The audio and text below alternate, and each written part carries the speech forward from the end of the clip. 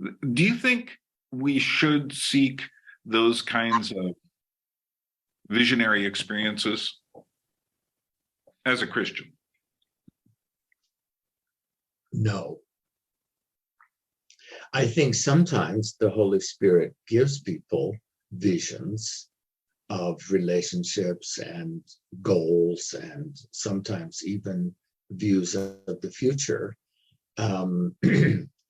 or a dream or something like that. But it seems to me that in the Bible, no one who had a dream or had a special experience of the Holy Spirit revealing something to them was looking for it. They all seem to be totally surprised. We're going to devote our energies to sports and gardening, all the cultural pursuits as far as they're concerned. In fact, we're going to put the goons to sleep. Meanwhile, we dig.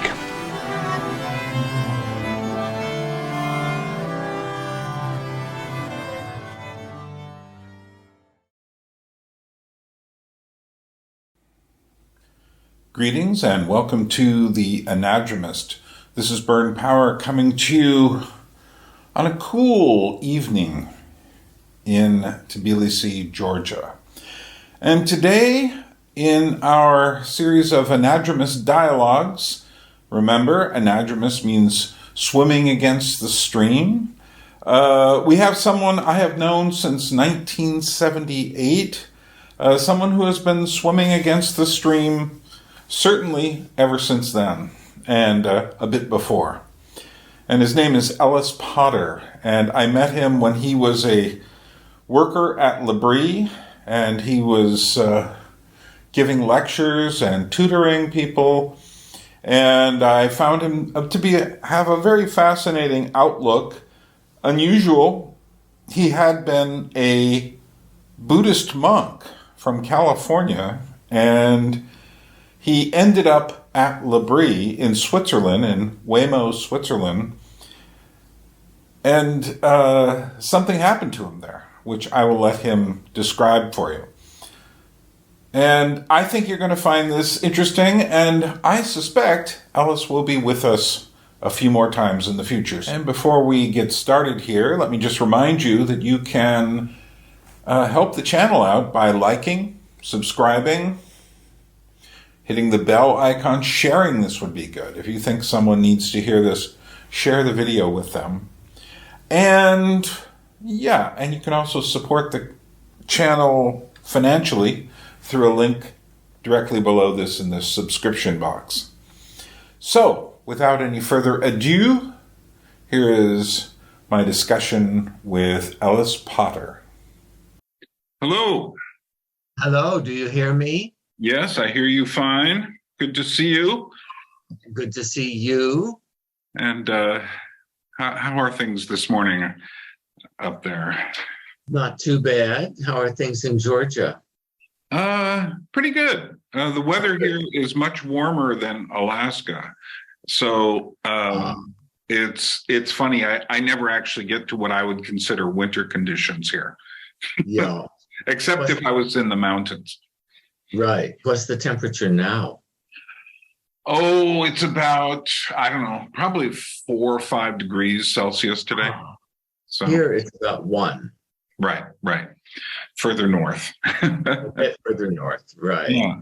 So I thought what I'd like to do is, for this, is to introduce you to my subscribers and people who come upon this video, and get a bit of your story without going in. I mean, we've only got about 35 minutes or so of time, so obviously we can't elaborate as much as I would love to, but I think that would be interesting.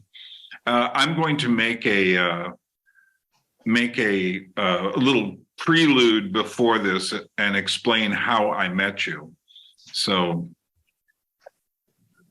we'll I'm trying to get the glare off my glasses, but I'm not succeeding.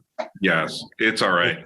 It seems to be coming from the computer screen. Yeah, it does make you look a little bit like Teddy Roosevelt for some reason with the eyes, but such is life. So Yeah, there you are. So if you There I I break my neck if I sit like this. yeah, it's all right. This is just how it goes. Okay. I've already explained your name, how I met you at L'Abri back in originally 1978, which is that's been a few years. And I was impressed by your teaching then, and I think that over the years, every now and then we bumped into each other, and at L'Abri for the most part, as far as I remember. And I think the last time I saw you was in 2017. You'd come to L'Abri to give a lecture or two, kind of informal lecture. You did a wonderful lecture on beauty using Zbigniew Preisner's Requiem for a Friend. And that was a wonderful thing. And I thought in the future, it would be nice to talk about the need for beauty in one's life and how one defines that. But for this, I think I'd like to go into detail. It seems to me there's been a revival, particularly through conversations on YouTube, people interested in, I would say it's a bit like the 60s, but not really because of the mediation of the internet. But I notice people have a kind of a spiritual hunger or questioning. And there's been more of an interest in psychedelic drugs, more of an interest in certain kinds of Eastern religions, and more of an interest in Christianity as well. And I thought it'd be nice to get a bit of your story, how you, what kind of environment did you grow up in? I grew up in a Christian family, belonging to a church and attending regularly. And my parents were the sponsors and leaders of the youth group in the church in California. Right. Southern California? Southern California. Yeah. And so did you, you're a bit older than I am, so you probably got hit. Did you get hit by the whole phenomenon of what was happening with the hippie generation? Well, when I was a child, the hippies hadn't been invented yet. It was oh dear, now I've lost the word. It was what came before the hippies. The beat. The beatniks, beats, yes. And the coffee houses, and there was a beat coffee house in our town called the Spider's Web.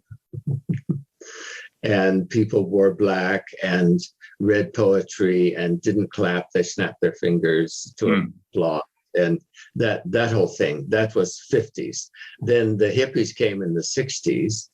And when I moved to the mountains, when I was about 20, 21, I was a hippie. And my friends were mostly hippies. And we didn't live in a commune, we lived privately, but we spent a lot of time with each other. And one family had a very large house, and we gathered there quite a bit and hung out and did things together. What kinds of things? Well, we did a lot of dope smoking, and if you'll pardon the expression, we did quite a bit of mind fucking. Right. You know that term? Oh, yeah. Okay, well, we did a lot of that. And we worked together. We worked in making leather clothing and candles, and we had a retail shop on the highway. And so we worked together, and we hung out together, and we listened to music together. Some rock, but a lot of opera and classical romantic, mostly romantic music. Where in the mountains? In the San Bernardino Mountains. Okay. Up near Big Bear and that sort of area? Yes. Between Running Springs and Big Bear. Right. So now, what kind would you say that there was something slightly cultish about your environment? No, not my personal environment. There were cults going on. We were very interested in Stranger in a Strange Land, Right. this novel, and we would share water and different things like that. So it was more of a club, more of just a way of identifying than a cult. We didn't live together. We didn't have restrictions. We weren't required to attend meetings. We had free access to anyone else. There weren't any restrictions like in a cult. Mm-hmm, mm-hmm. Did you try acid at any point during all of that? No. Interestingly enough, and now I think that God protected me. I never took any psychedelics, but everyone I knew did. Right. And what kind of experiences were they describing to you? Mostly positive. Mm-hmm. I don't remember anyone having a serious bad trip. And they saw colors and distortions, but sort of like in a kaleidoscope. Mm-hmm. And expanded consciousness sensations and things like that. Right. They took Jimson weed and peyote and not a lot of acid. Right. They took more organic psychedelic things. Right. Over the years, did you form a kind of an opinion on the nature of, were these people doing it in a serious sense, or were they just getting high? A little of each. Yeah. So over the years, did you form a thought about what you think they were doing or what they were attempting to do?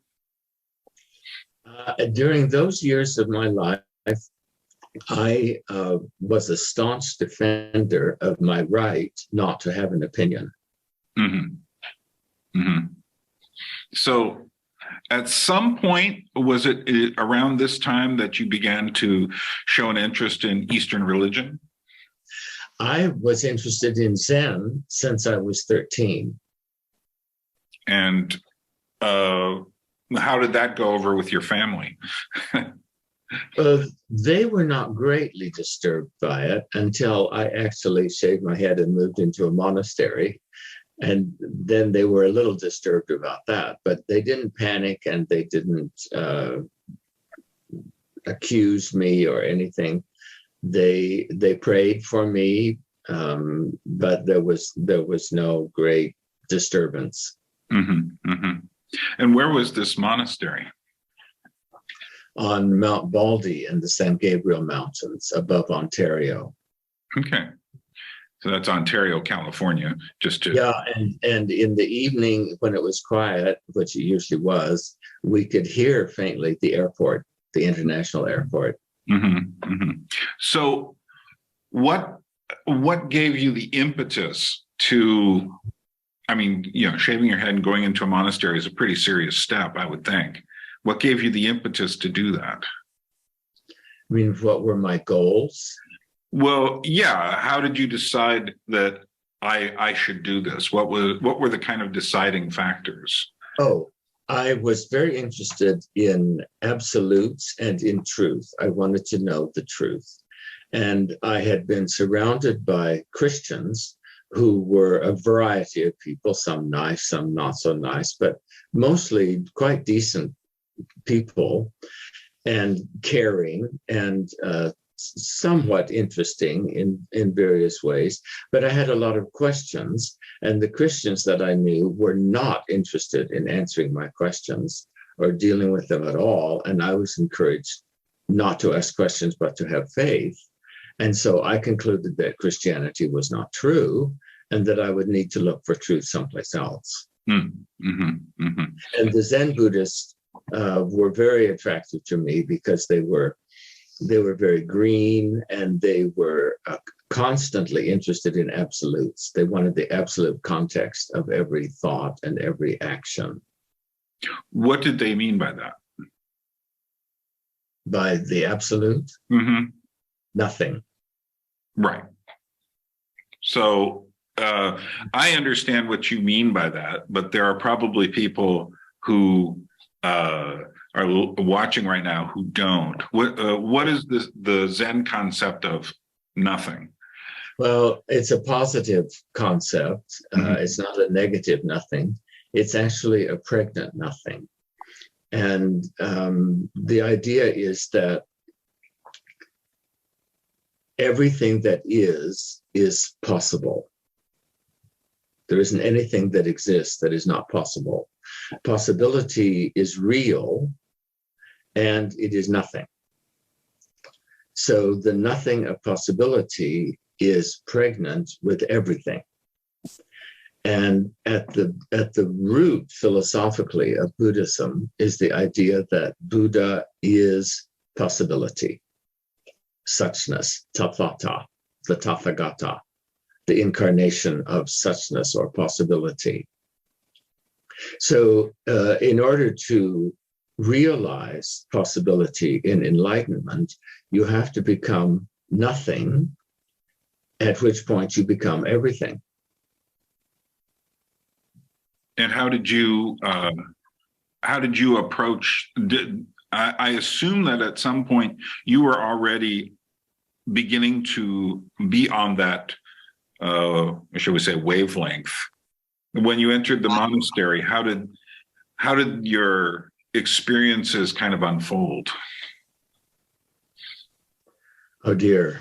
I'm not sure I know what wavelength means. Yes.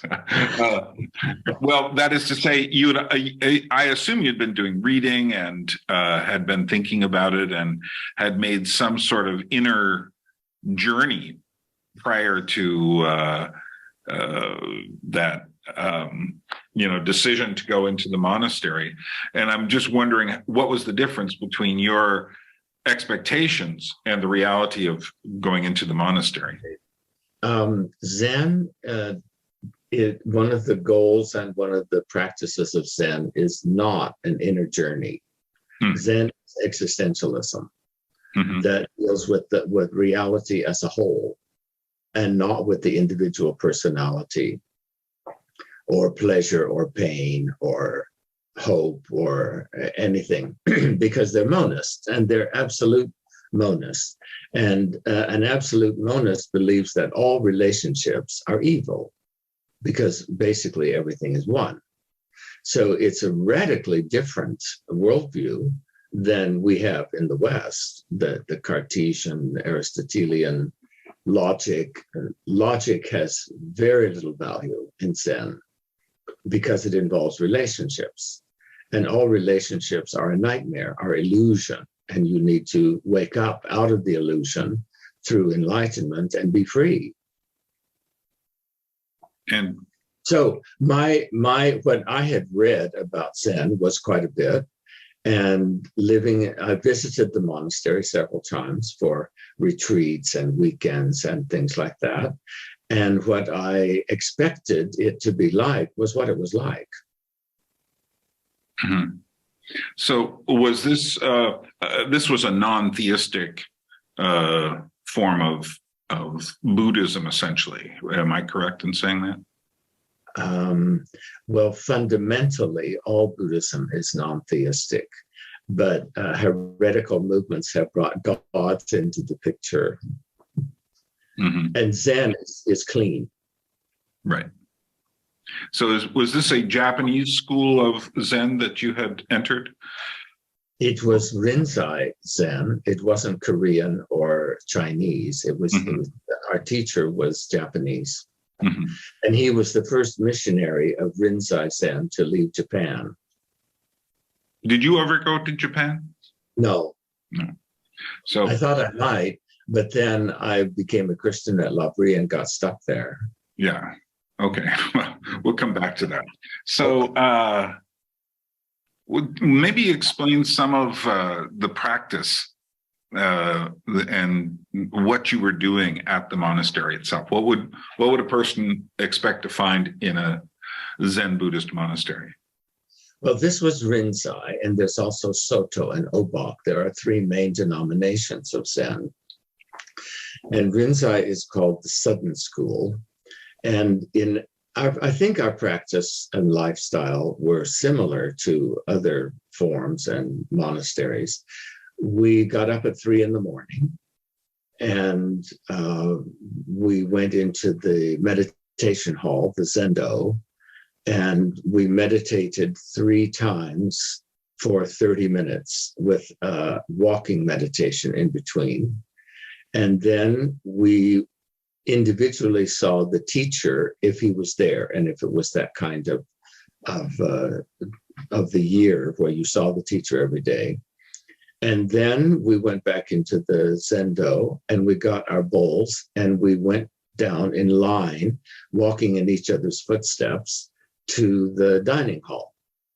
And we had breakfast, which was very formal and no speaking. And then we came back to the Zendo and we meditated 3 more times. This is during intensive training, and saw the teacher. And then there was lunch. And then there was a break. And then we meditated 3 times in the afternoon and saw the teacher. And then a break. And then we meditated 3 times in the evening and saw the teacher.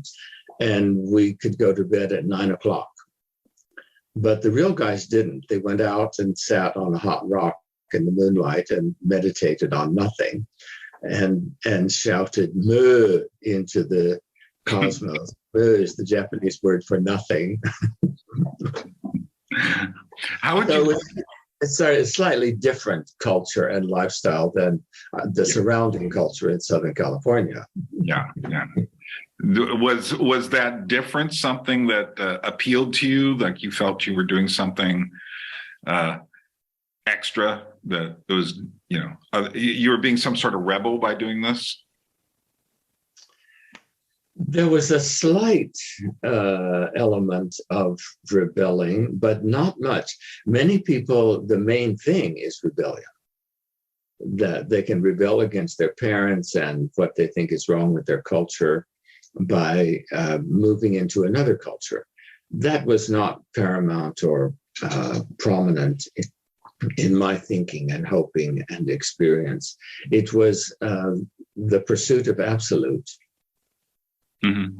One thing I often find these days is that the word meditation gets thrown around in all sorts of contexts. And how would you describe the difference between your Zen meditation and, on the other hand, if you read in the Bible the word meditation, or I will meditate upon this or that, how would you describe the difference in those words or the concept? Well, the Bible talks about thought and meditation, and they are different from each other. Thought is linear. You think from A, B to C and come to a conclusion.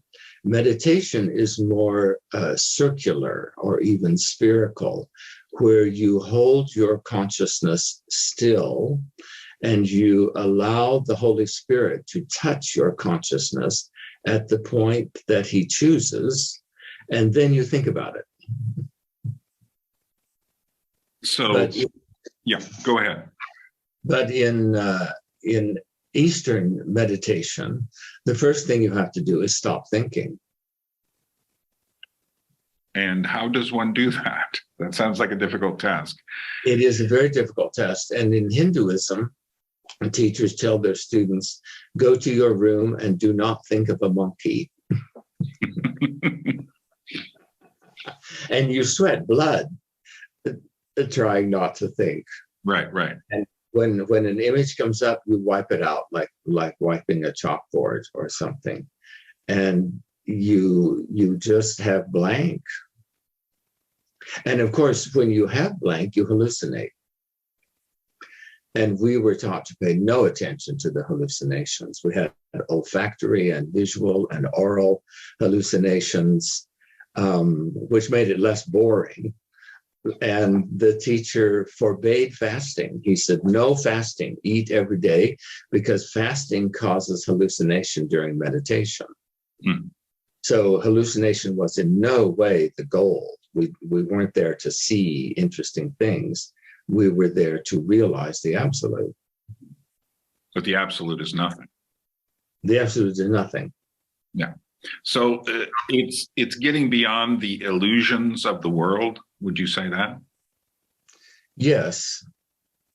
And so all the relationships, people often have a kind of, I think, a comic book version of Eastern thought. You'll hear this every now and then about, you just need to be more detached from things. We're not realizing what, in actual, like Buddhism, for instance, that isn't a simple, like, you just need to focus on yourself and detach from things and that sort of conversation.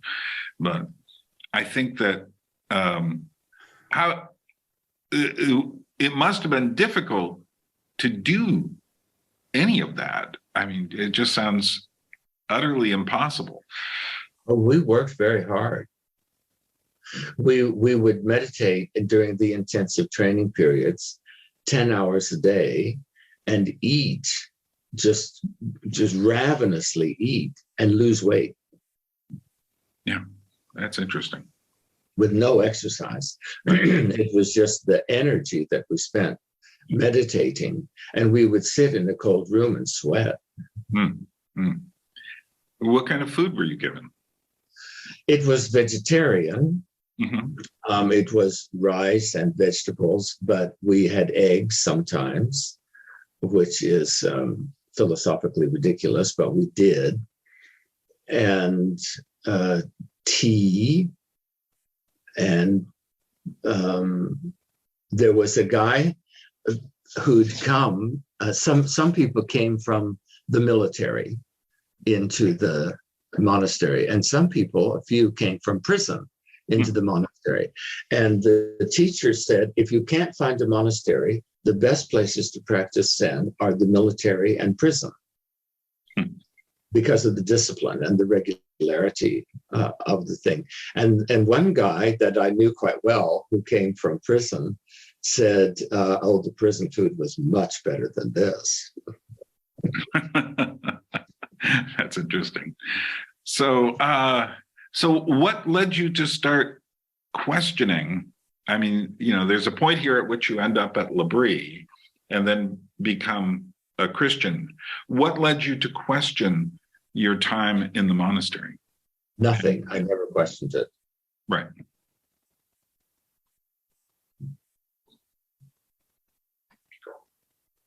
So how did you, was it just traveling or something?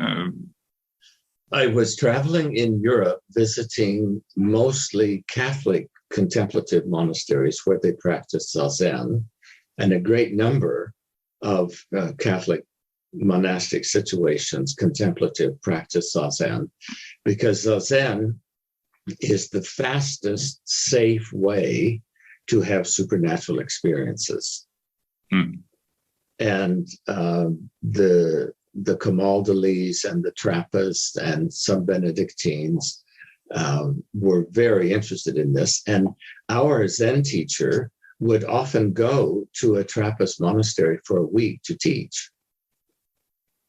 So an abbot in Massachusetts gave me a letter of introduction to all Benedictine monasteries in Europe, saying this is an honest seeker and please welcome him. And he was well known. And anywhere I went, I was taken in as a brother. And so I did that. And then I met, even in the airplane, boarding the airplane in New York to go to Europe, there was on the plane an old friend of mine who used to sing tenor in a choir that I conducted in California. And he was a Christian, and he had heard of L'Abri, and he wanted to visit L'Abri. Well, we traveled together, and he went with me to various monasteries, and it had some interest to him, cultural interest. And then he said he wanted to go to L'Abri in Switzerland. And I said, well, what is it? And he said, it's a community of Christians and they think. And I said, no. And he said, well, that's what I've heard. And so there were several miraculous circumstances about us getting to L'Abri. And we did on Thanksgiving Day in 1975. And I didn't like it. because it was too noisy. People were talking all the time, and there were dogs and children. And I thought, what kind of spiritual pursuit is this? How do you realize the absolute with all this noise and activity going on? So I stayed about 3 weeks, and there were some interesting aspects to what was going on there. But then I went to Italy for 4 months, and I studied the Japanese tea ceremony in Rome with Michiko Nojiri, who was the first missionary of Urasenke Sado to leave Japan. And she came to Rome as a missionary, and she was very good. And we learned a lot. And she had a zendo in her flat where the tea room was. And so it was quite Zen oriented, as the tea ceremony is. And then I got tired of trying to speak Italian, and my friend was still at L'Abri. And I thought I would go back and see him. And I also thought that the basic ideas I had heard at L'Abri were so dangerously wrong that someone should go and help these people. So I went as a missionary of Zen to Francis Schaeffer. And I'm a terrible missionary because I got converted. And how did that happen? This was a dialogue with Francis Schaeffer himself, I'm assuming. I wouldn't reduce it to that. I did have some conversations with him, but I studied his lectures on the letter to the Romans and some other things, and had various conversations. And after 3 months, I became a Christian. And those 3 months were a very hard time for everybody. Why? Because people did not like my questions. They were very uncomfortable because they couldn't answer them. And they struggled. And yeah, they were quite uncomfortable with me. But because of the L'Abri ethos, they couldn't throw me out. So we were stuck with each other. And then one evening, I was reading a book, and there was a woman that we were friends in the room. And I looked up from the book, and the whole universe changed focus in a moment. And I believed that the universe was personal and not nothing. So I had amassed a lot of information about the biblical worldview, and then suddenly in a moment it gelled.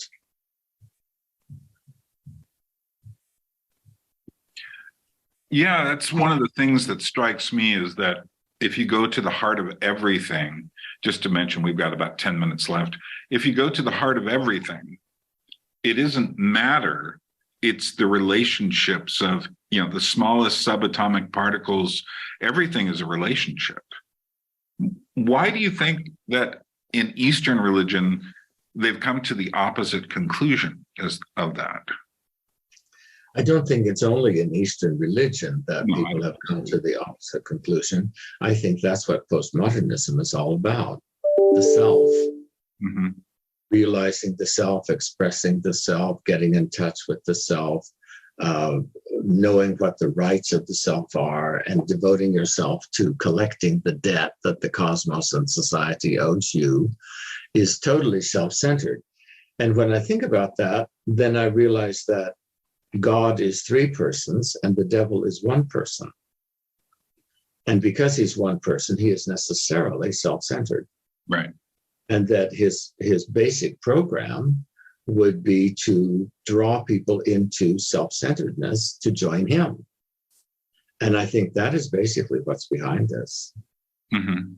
Yeah, I've often thought about and reflected on the fact that in the beginning was the Word, and that logos already assumes relationship from the very beginning. Exactly. So it must have been quite a torque in your mindset to go from impersonal to personal. It was a huge shock. And I burst into tears most days for several weeks. I was just an emotional volcano after this. And yeah, it was a really huge shock to become a Christian because the whole universe changed. Right. Relationships changed. Meaning was valid. And it was it was like being born again. Mm-hmm, mm-hmm, mm-hmm. Yeah, I think people don't understand the centrality of relationship, especially in self-driven times. And I think technology focuses us back on the self. And I often tell people this talking to each other through the screen is nice. I mean, it's better than not talking, but it is not the real thing. The real thing is face-to-face conversation, face-to-face, weighing and measuring each other's words and personalities. And I think that without that, we all suffer, which is, I think, what technology is creating, some sort of virus. It's a word virus, a technological virus that's getting into our system. How do you look at these present times? We'll kind of let this be the last question for now, and then we'll sum up. What is the question? How do you see where we are now in terms of what you come out of versus, let me try it again. Where do you think we are now in terms of, Western society, but maybe it's the global situation? Is that too big a question? Probably. No, but you're going to get a short answer. Fine. We are similar to where human beings have been through all of history, in a battle. Mm-hmm. Mm-hmm. I believe you. Yeah, I often look at life as being a kind of a test, and it's a trial, and we're trying to acquit ourselves as well as possible. Does that resonate? No, because I think there are some people who live like that, but a huge number of people who don't live like that. What do you mean? They don't try to acquit themselves. Right. They're self-centered, and they try to please themselves or aggrandize themselves or establish themselves. Mm-hmm. Mm-hmm. Yeah. Yeah. Well, I guess when I said life is a trial, I wasn't saying it was or a test. I wasn't saying that everyone was necessarily engaging with the test. Oh, you mean only those who are born again are engaging with the test? Well, no, I think that there are people who are seeking. I would say that you were seeking before you became a Christian, and I think God brought you, the more you sought the truth of things, the more eventually God put you in checkmate. But I think that it's easy I've often thought it's easy for seeking to be running. Well, we're running from rather than running to. And I think that's the human condition. We're often running away from truth. But sometimes we're also engaged in trying to understand.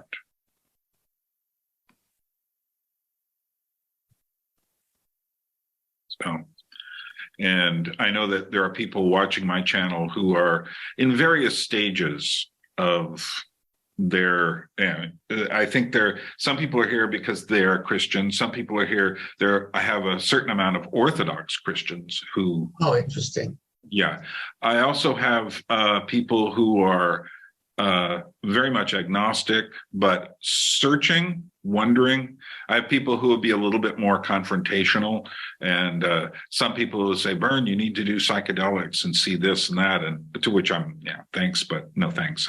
I don't, the idea of seeking, you were mentioning the Zen teachers going to some of the Trappist and other monasteries and such. And do you think we should seek those kinds of visionary experiences as a Christian? No. I think sometimes the Holy Spirit gives people visions of relationships and goals, and sometimes even views of the future, or a dream or something like that. But it seems to me that in the Bible, no one who had a dream or had a special experience of the Holy Spirit revealing something to them was looking for it. They all seem to be totally surprised. And so that leads me to think we shouldn't try to look for and find, because there would be the danger that we would manufacture an experience. Mm-hmm. Yeah, we agree on that. Well, I just want to, before I say farewell to you for today, I hope to do this again and discuss some other issues with you, because I've always appreciated your perspectives. And if you like Ellis, let us know in the comments. Ellis does have a channel, which I will link in the description box below. And you've been going through biblical passages. What has been your most recent series? I'm working on the letter to the Ephesians presently. Okay, so if you're interested in a biblical perspective, and I would highly recommend going and visiting Ellis's channel. Well, I'd like to thank you for joining us today. And thank you for the invitation. I'm glad to be with you. Yeah, I wish it was longer, but hey, I understand, and this is going to cut us off in about a minute anyway. So, okay. But we can do it again. Yeah, we will. Maybe right after the first of the year or so, sometime after that. Hey. Yeah. So I've always appreciated your work, and so I wanted other people to understand that as well. And Ellis also has, how many books have you published? 7 so far. Okay, and I will put links to some of those down below as well. Okay, Ellis, as the Georgians say, droabit, which means temporarily. Temporarily. Okay. God just a while. Okay. Take care. Usually, as the Swiss say. Ciao. Bye. Okay, well, that was an enjoyable discussion for me, and I hope it was an enjoyable discussion for you. It was nice to reconnect with Ellis. I haven't seen him since 2017, and I haven't seen him on any regular schedule since 1978, but our paths cross often enough at L'Abri, and I hope to get back there again sometime in the next year or so. Meanwhile, if you liked Ellis being on the channel, leave a comment below, or if you have a question about his experiences and what he thinks, leave that question below. I've told him to haunt the comments, and maybe he'll answer a question. And don't forget a couple of things. One, he's got his own channel, Ellis Potter, Pastor. And the other thing to remember is he does have books out. I highly recommend, I think it's 3 Theories of Everything. And I read that book a year or so ago. So, thanks for coming. And as we say, droabit.